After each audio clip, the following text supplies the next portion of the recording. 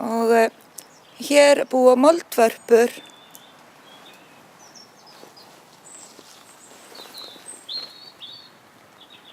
Og þær búa til svona hauga á nóttinni og koma þar upp til að éta snigla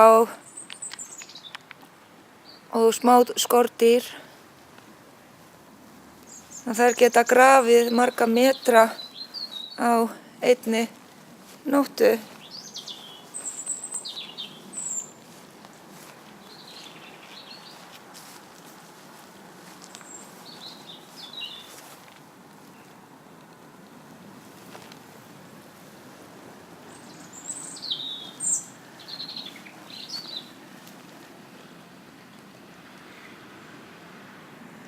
Og hér er ein alveg splunkun í hrúga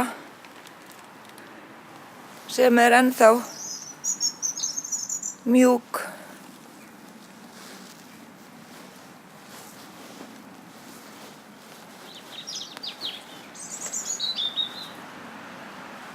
Og önnur þarna.